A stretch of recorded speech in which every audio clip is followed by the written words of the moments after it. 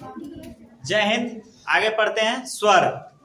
पिछले कक्षा में पढ़े थे उच्चारण तथा मात्रा ना, उच्चारण में लगने वाले समय तथा मात्रा के आधार पर स्वर के 3 प्रकार, ह्रस्व स्वर, दीर्घ स्वर और प्लुत स्वर ना। आगे पढ़ते हैं ओष्ठ आकृति के आधार पर स्वर वर्ण।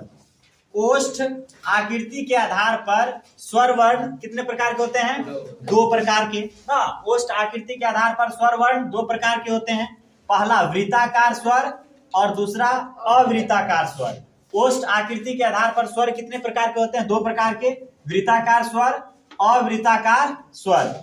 इसका देखिए नाम से स्पष्ट हो रहा है। वृत्ताकार स्वर का मतलब क्या हो गया? वृत्त जोड़ आकार। अगर इस शब्द को हम तोड़ेंगे, विच्छेद करेंगे, क्या हो जाएगा?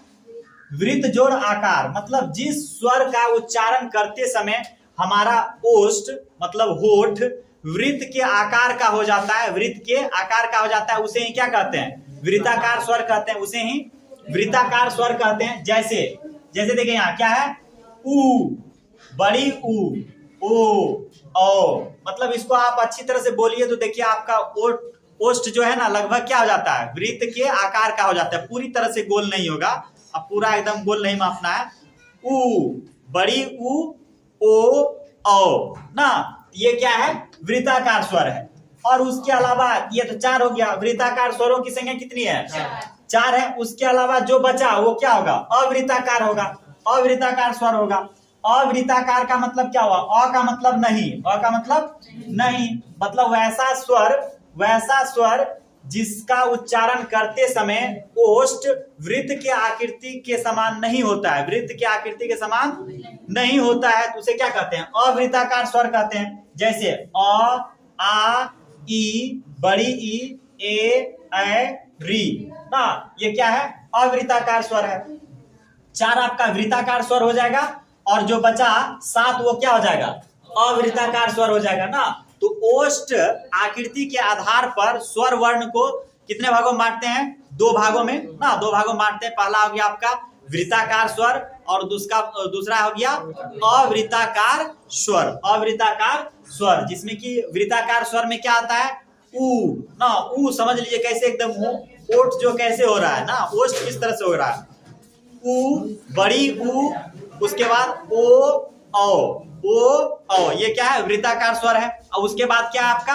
अवृत्ताकार स्वर। उसके बाद जो बचा आपका हो गया ना, उसमें अ, आ, ई, बड़ी ई, उसके बाद ए, री, ये सब क्या है? अवृत्ताकार स्वर है।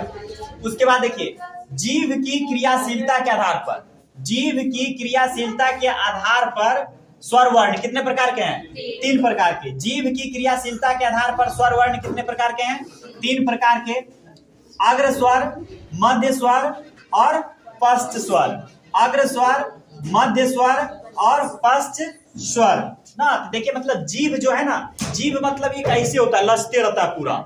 जीव का ये आगे वाला भाग हो गया, ये वाला क्या हो जाएगा? मध्य वाला भाग हो जाएगा, और इधर वाला ये पश्च मतलब पीछे वाला भाग हो जाएगा।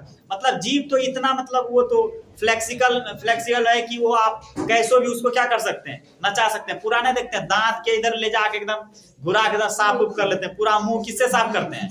हाँ, जीभ से ही साफ करते हैं। बच्चा कैसे साफ करता है? जीभ से ना, उंगली ढुकाएगा बस एकदम निकालेगा, किधर किधर फसल है निकल ना। तो जीभ पूरा फ्लेक्सिबल है। तो देखिए मतलब जिस स्वर के उच्चारण करते समय, जिस स्वर का उच्चारण करते समय जीव जो है, जीव का अग्रभाग अधिक क्रियाशील रहता है। जीव का अग्रभाग अधिक क्रियाशील रहता है, तो वैसे स्वर को क्या कहते हैं? अग्र स्वर कहते हैं। क्या कहते हैं? अग्र स्वर कहते हैं। जैसे कि ई, बड़ी ई, ए, री। मतलब देखिए ये तीनों, ये जो 5 स्वर है, ये 5 स्वर का उच्चारण करते समय जीव का अधिक आगे वाला भाग अधिक क्रियाशील है। ई, बड़ी ई, ए, री ना। री में तो पूरा एकदम जीव आगे वाला एकदम लिबलिबा जाता है ना। जैसे आप री बोलिएगा तो आगे वाला जीव का अगला हिस्सा क्या हो जाता है? लिबलिबाता है, ज्यादा मतलब ज्यादा हो जाता है री ना, वो एकदम कंपन हो जाता है, ज्यादा कंपित हो जाता है। ये आपका क्या है? ई, बड़ी ई, ए, री, ये क्या है आपका? अग्र स्वर है, अग्र स्वर वर्ण है। अब दूसरा है मध्य स्वर। मध्य स्वर में एक ही आता है अ, मतलब इसमें जो जी एकदम पूरी तरह से शांत रहता है। अगर आप अ बोलते हैं ना तो जीव मतलब पूरी तरह से शांत है। केवल यहाँ पर जीव का बीच वाला भाग क्या रहता है, क्रियाशील रहता है, वो भी हल्का रहता है, हम लोग को पता नहीं चल रहा है उतना अच्छी तरह से ना। अगर हम पूरा एकदम इसका विशेष अध्ययन करेंगे तब पता चलेगा, मुख में जा करके बायोलॉजी के अनुसार तब होगा। तो ये हो गया अ। लेकिन ये अनुभव हो रहा है कि अ बोलने से क्या होता है, जीव जो है पूरी तरह से शांत हो जाता है। उसके बाद देखिए पश्च स्वर। पश्च स्वर मतलब जीव का पीछे वाला भाग ना, जीव का पश्च मतलब पीछे वाला होता है। और पश्च वैसा स्वर जिसका उच्चारण करते समय जीव का पीछे वाला भाग अधिक क्रियाशील रहता है, उसे क्या कहते हैं, पश्च स्वर कहते हैं। जैसे आपका क्या होगा, आ, उ, बड़ी उ, ओ, औ। कितना हो गया, 5। 5 ये है, 5 ये है, एक ये हो गया, 11। हमेशा किसी भी परिस्थिति में स्वर कितना होगा, 11 ही होगा, इसीलिए हम ऐसे लिख देते हैं। ये लिखना जो भी है, ये तो आपका प्रकार हो गया, जिसको घेर दिए वो प्रकार है। बाकी बात इधर क्या है, मतलब जो है वो आप उसको ऐड कीजिएगा तो कितना आएगा, 11 ही पूरेगा ना।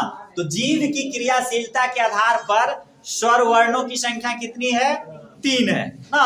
अग्र स्वर, मध्य स्वर और पश्च स्वर। अग्र स्वर में क्या क्या आएगा, ई, बड़ी ई, उसके बाद ए, री ना, ई, बड़ी ई, ए, री, ये क्या है, अग्र स्वर है। और उसके बाद आपका मध्य स्वर में क्या आता है, अ। मध्य स्वर में क्या जाता है, अ। मतलब आप शुद्ध उच्चारण बोलिए अ, नहीं तो एक बच्चा जैसे बोलता है अ, कैसे बोलेगा, ओ बोलो, ओ आ हर्षई दुर्गई, वैसे थोड़ी होता है। मतलब उसको आप शुद्ध तरह से बोल रहे हैं तो कैसे बोलना होगा, अ ना, अ है वो क्या एकदम जीव शांत रहता है, उसमें पूरी तरह से शांत रहता है, लगभग शांत रहता है। और मध्य वाला भाग केवल उसका कंपित होता है। और पश्च स्वर में क्या आ गया, जो बच गया वो क्या आ जाएगा, पश्च स्वर में आ जाएगा। पश्च स्वर में क्या आ जाता है, आ, उ, बड़ी उ, ओ, हो गया, 5 गो है ना, आ, उ, बड़ी उ, आ, उ, बड़ी उ, ओ, हो गया। उसके बाद देखिए तालु की स्थिति के आधार पर, तालु की स्थिति के आधार पर देखिए तालु क्रियाशील नहीं होता है, इसीलिए जीव जो है ना पूरा मुख में जीव क्या है, हमेशा क्रियाशील रहता है।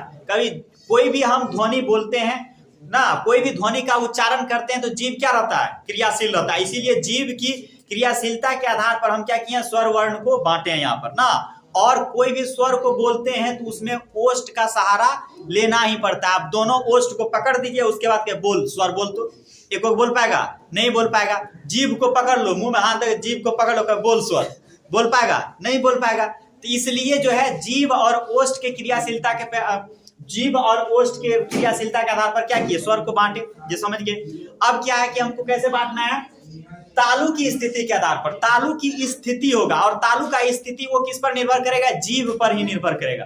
क्योंकि तालु तो जो है वही है, तालु का मतलब क्या है, जीव का ऊपर वाला जो छतरी है वो क्या है, तालु है ना। मुंह का ऊपर वाला जो हिस्सा है वो वही क्या है, हमारा तालु है। नीचे में आपका जीव है, नीचे में क्या है, जीव है। जो भी हम भोजन देते हैं तो जीव पर ही जाता है, और ऊपर में क्या है, तालु है। ऊपर में क्या है, तालु है। उस तालु की स्थिति के आधार पर, तालु की स्थिति के आधार पर जो है, और तालु आपका शुरुआत कहां से होता है, दांत के जो जस्ट ऊपर है ना उसको मसूड़ा कहते हैं, उसको क्या, मसूड़ा या मूर्धा कहते हैं। और मूर्धा कब खत्म हो जाएगा, उसके बाद तालु शुरू हो जाएगा। अगर ऊंचा ऊंचा ढिब्बा है तो वो क्या है, तालु है।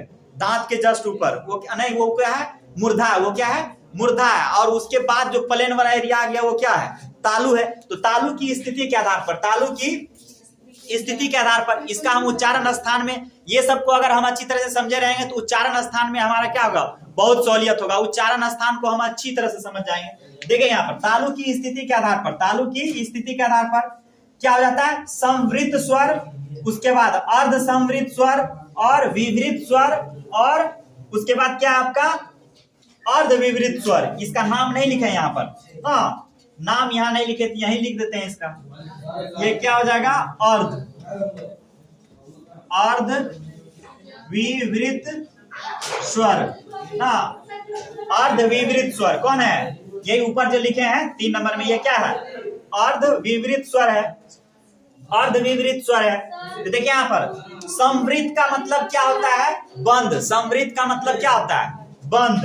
अर्ध संवृत का मतलब हो गया आधा बंद, विवृत का मतलब हुआ खुला, विवृत का मतलब खुला, और अर्ध विवृत का मतलब क्या हुआ, आधा खुला।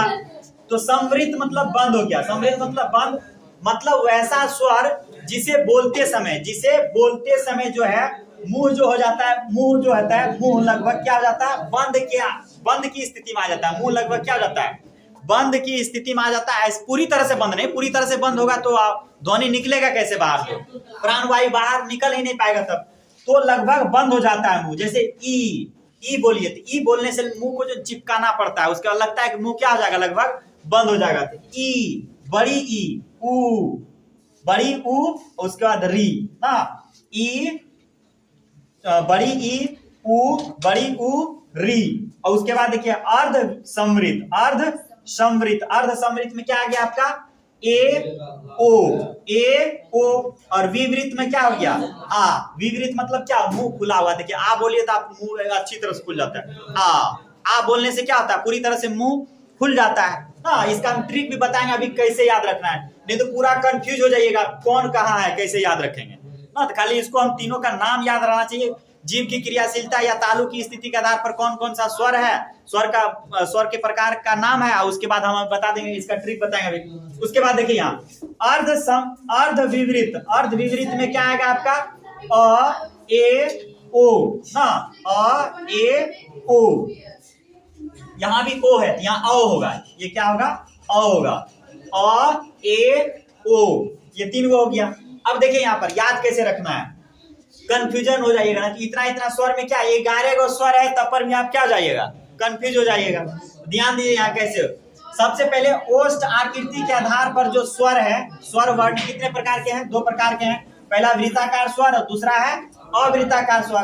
तो वृत्ताकार स्वर में क्या हो जाता है आपका, 4 गो है ना, उ, बड़ी उ, ओ, औ, मतलब ये 4 को याद रखना है आपको। ये कैसे याद रखना है, ये कि जैसे कि हम वृत्ताकार, मतलब वृत्ताकार स्वर का मतलब क्या, जिसका उच्चारण करते समय ओष्ठ क्या होना चाहिए, वृत्त के आकार में हो जाए, वृत्त के आकार में हो जाए ना, वृत्त के आकार में हो जाए लगभग। तो उ, बड़ी उ, ओ, औ ना, उ, बड़ी उ, ओ, औ, ये हो गया वृत्ताकार स्वर। जो बचा वो क्या हो जाएगा, जो बचा वो क्या हो जाएगा, अवृत्ताकार स्वर ना। जो बच गया, क्या बच गया, अ, आ, ह्रस्व ई, दीर्घ ई, ए, री, ये सब क्या है, अवृत्ताकार स्वर है। अब देखिए जीव की क्रियाशीलता के आधार पर, जीव की क्रियाशीलता के आधार पर अग्र स्वर, मध्य स्वर और पश्च स्वर, अग्र स्वर, मध्य स्वर और पश्च स्वर होता है ना, होता है। आगे देखते हैं, देखिए यहाँ पर अग्र, मध्य और पश्च स्वर है, 3 गो है। इसमें देखिए क्या करते हैं, एकदम आसान है। सबसे पहले आपको याद होना चाहिए जीव की क्रियाशीलता के आधार पर स्वर कितने हैं, 3, अग्र, मध्य, पश्च। अग्र मतलब आगे वाला, मध्य बीच वाला रहेगा, पश्च पीछे वाला रहेगा। इसमें देखिए सबसे पहले हम क्या करेंगे कि जैसे कि स्वर में क्या करते हैं, अ आ को छुड़ा करके अगर शुरू करेंगे, अ आ के बाद क्या आएगा, ह्रस्व ई, ह्रस्व ई, दीर्घ ई, ए, री, यही ना आएगा। मतलब छोटी ई, बड़ी ई, ए, री, ये आएगा। इसको लिख दिए, ये पूरा एकदम एक बगल से आ गया, समझे। जैसे हम स्वर यहाँ लिखते हैं, अ आ, ह्रस्व ई, उसके बाद क्या, दीर्घ ई, ह्रस्व उ और दीर्घ उ, और उसके बाद क्या आ गया आपका, ए, ओ और औ ना। एक हो गया आपका कौन, री, तो यहीं पर आ जाता है ना। री कहाँ आता है, इसी के बाद री आता है। तो देखिए ये ओ आ को छुड़ा करके इसको पूरा लिख देना है ना। ह्रस्व ई, दीर्घ ई, उ और बड़ी उ, री, ये पांचों कहां पर आ गया आपका, ये कहां पर आ गया, अग्र स्वर में नहीं है, इसमें और इसमें नहीं है, किसमें है, इसमें आएगा, वो इसमें आएगा, टेक्निकल फ्लॉ। हाँ देखो यहाँ पर, अच्छा देखिए यहाँ पहले मध्य स्वर में क्या आ गया, अ आ गया, मध्य स्वर में अ है, और नीचे क्या है, आ, नीचे क्या आ गया, आ, ओ, आ।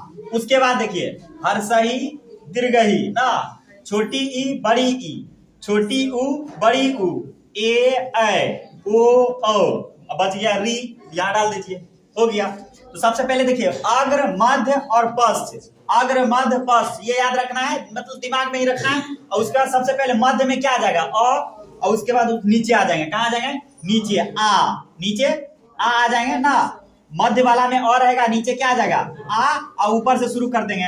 ना, छोटी ई बड़ी ई, फिर नीचे आ जाइए, छोटी ऊ बड़ी ऊ, फिर ऊपर चल जाइए, ए फिर नीचे आ जाइए, ओ औ, बच गया क्या, री, तो चल जाएगा ऊपर में फिर, क्योंकि यहाँ गए, यहाँ 2 को दिए, फिर कहाँ जाएंगे, यही जाएंगे देने के लिए, इसको 2 को देना है, फिर इसको 2 को देना है, फिर इसको 2 को देना है, फिर इसको 2 को देना है, जो बच गया यहाँ दे दीजिए इसको, हो गया। इस तरह से हम क्या याद रख सकते हैं आसानी से ना, इस तरह से आसानी से याद रख सकते हैं। देखो उसके बाद तालु की स्थिति के आधार पर, तालु की स्थिति के आधार पर अभी जो बता रहे थे हम वही है पूरा एकदम। देखिए अ आ को छुड़ा करके छोटी ई बड़ी ई, छोटी ऊ बड़ी ऊ, री, ये सब किसमें आ जाएगा आपका, समृद्ध स्वर में। किसमें आ जाएगा, समृद्ध स्वर में। और अर्ध समृद्ध में क्या आ जाएगा, अर्ध समृद्ध में ए ओ और अ, ए औ, ए ओ अ ऐ औ, यहाँ क्या है, आ है, क्या हुआ, ये अर्ध समृद्ध है, हाँ हाँ अर्ध समृद्ध है, यहाँ पर विवृत है, आ है ना। यहाँ पर देखिए इसको जो है ना, सबसे पहले इसमें लिख दिए इसको पांचों को ना, अ आ का जो है अ आ को छुड़ा करके जितना बचा, ये जो आपका छोटी बड़ी, छोटी ऊ बड़ी ऊ, और उसके बाद री, ये पांचों को कहाँ लिख दिए, इसमें लिख दिए। अब देखिए इसमें क्या करना है, यहाँ पर इसको हमको खांचा रहना होगा, ये आपका नीचे मान के चलिए यहीं पर है, ये आपका यहाँ पर है, रहेगा या नहीं रहेगा, ये अर्ध, अर्ध विवृत, अर्ध विवृत, विवृत, अर्ध विवृत। यहाँ पर देखिए अगर हम इसको डालते हैं, यहाँ क्या हो जाएगा आपका अ और ए औ, ये क्या हो गया, औ ना, औ हो गया। इसमें देखिए औ है कि नहीं, यहाँ यही वाला है ना।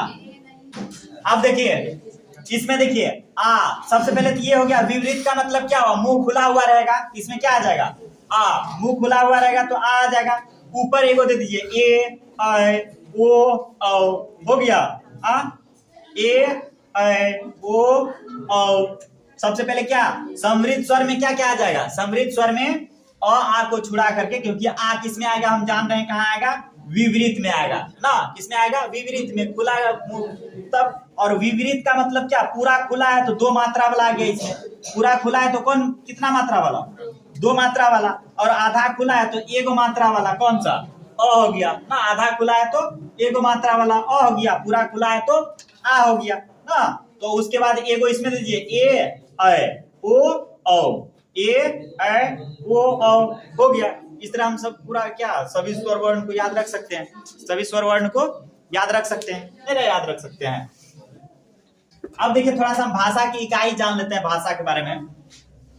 अभी स्वर वर्ण खत्म हो गया, स्वर वर्ण क्या हो गया है, खत्म हो गया। अब क्या इसमें देखना है, व्यंजन वर्ण देखना है, व्यंजन वर्ण आगे पढ़ेंगे अगले वीडियो में। यहाँ देखते हैं भाषा की सबसे छोटी इकाई क्या है, वर्ण है, क्या है, वर्ण है। भाषा की सबसे छोटी इकाई या अंग क्या है, वर्ण है, ये पढ़ चुके हैं हम लोग ना। देखिए और अगर इसी में कहेंगे भाषा की सबसे छोटी लिखित इकाई क्या है, तब पर भी वर्ण होगा, क्या होगा, वर्ण होगा। अगर भाषा की हम कहेंगे कि भाषा की सबसे छोटी मौखिक इकाई क्या है, क्या है, ध्वनि है ना, ध्वनि है। भाषा की सबसे छोटी लिखित इकाई क्या है, वर्ण है। भाषा की सबसे छोटी मौखिक इकाई क्या है, ध्वनि है ना। अब अगर हम कहेंगे अर्थ के आधार पर, किसके आधार पर, अर्थ के आधार पर, भाषा के अर्थ के आधार पर भाषा की सबसे छोटी इकाई क्या है, सबसे छोटी इकाई ये हो जाएगा आपका, क्या हो जाएगा, शब्द। ये क्या हो जाएगा, शब्द। अब भाषा की उसके बाद भाव या भावार्थ के आधार पर सबसे छोटी इकाई हो जाएगा आपका वाक्य। क्या हो जाएगा, वाक्य होगा। और अगर हम कहें कि भाषा का सबसे बड़ा अंग कौन है, भाषा का सबसे बड़ा अंग कौन है, भाषा का सबसे बड़ा अंग, भाषा का सबसे बड़ा अंग कौन है, तब पर भी क्या हो जाएगा, वाक्य होगा, तब पर भी क्या होगा, वाक्य होगा ना। समझिए आप कैसे हुआ ये समझिए। भाषा की सबसे छोटी इकाई या अंग क्या है, वर्ण है, वर्ण से छोटा नहीं हो सकता, क्योंकि वर्ण खुद क्या होता है, टूटा हुआ रूप होता है। जैसे देखिए ये क हो गया, तो क में क्या, क में अ भी रहता है, इसको हलंत करेंगे तब हलंत करना पड़ेगा, तो इसमें क्या जोड़ेंगे, अ जोड़ेंगे, तब ये क्या बनेगा, पूरा क बनेगा। ये क्या है, ये भी वर्ण है, ये भी क्या है, वर्ण है, ये भी वर्ण है और ये भी क्या है, वर्ण है, ये भी आपका वर्ण ही है। लेकिन वर्ण को हम अधिक नहीं तोड़ सकते, वर्ण को तोड़ ही नहीं सकते हैं, वर्ण को नहीं तोड़ सकते हैं, वर्ण को नहीं तोड़ सकते हैं। जैसे लिखित इकाई का मतलब क्या हुआ कि जैसे हम लिखते हैं, कोई भी चीज को लिखेंगे ना, लिखेंगे और उसके बाद उस शब्द को तोड़ेंगे तो सबसे टूटा हुआ रूप आएगा, वही क्या होगा, लिखित इकाई। मतलब सबसे छोटा रूप क्या हो जाएगा, वो भी वर्ण कहलाएगा। लेकिन अगर बोलेंगे, मुख से बोलेंगे ध्वनि के रूप में, सबसे छोटा इकाई क्या होगा, आपका ध्वनि ही होगा। सबसे छोटा इकाई क्या होगा, ध्वनि होगा। वर्ण को ही क्या कहते हैं, ध्वनि कहते हैं, वर्ण को ही ध्वनि कहते हैं। लेकिन अगर अर्थ के आधार पर कहेंगे, अर्थ के आधार पर, क्योंकि देखिए यहाँ वर्ण का जो होता है ना, वर्ण का कोई अर्थ नहीं होता है। यहाँ लिख दिए क, यहाँ लिख दिए अ ना, यहाँ लिख दिए ल, इसका क्या अर्थ है, बोलिए तो, इसका कोई अर्थ है नहीं, अर्थ है, इसका कोई अर्थ नहीं है। तो इसलिए अर्थ के आधार पर जो भाषा की सबसे छोटी इकाई क्या होता है, शब्द होता है, क्योंकि शब्द का अर्थ होता है, शब्द का अर्थ होता है। इसका कोई अर्थ होता है, इसका अर्थ नहीं है। ये तो एक मानक रूप है, भाषा का क्या है, मानक स्वरूप है, इसी के आधार पर भाषा चलता है, संकेत है। इसके मिलने से शब्द बनता है और शब्द का क्या होता है, अर्थ होता है। और शब्द का अर्थ हुआ, लेकिन भावार्थ कब होगा, जबकि शब्दों का मेल होगा, शब्दों का मेल होगा, तब क्या होगा, भावार्थ होगा, तब उसका एक भाव बनेगा। कई शब्द मिल जाएगा आपस में, तब उसका क्या बनेगा, एक भाव बनेगा। जैसे कहेंगे राम या सीता सुंदर है, या सीता सुंदर है, इसमें कितना, देखिए सीता सुंदर है, सीता सुंदर है, बहुत सारा शब्द है। ये शब्द है आपका, ये भी शब्द है, ये भी क्या है, शब्द है। कई शब्द मिला तब इसका एक भाव बना कि हाँ सीता सुंदर है, सीता सुंदर है। तो मतलब भाव किससे बनता है, वाक्य से बनता है। तो भाव या भावार्थ के आधार पर भाषा की सबसे छोटी इकाई क्या होती है, वाक्य होती है। भाव या भावार्थ के आधार पर भाषा की सबसे छोटी इकाई वाक्य। ये सब ऑब्जेक्टिव में पूछता है क्वेश्चन, ये सब क्वेश्चन ऑब्जेक्टिव में पूछता है। लिखना है आप लोग को, लिख लीजिए।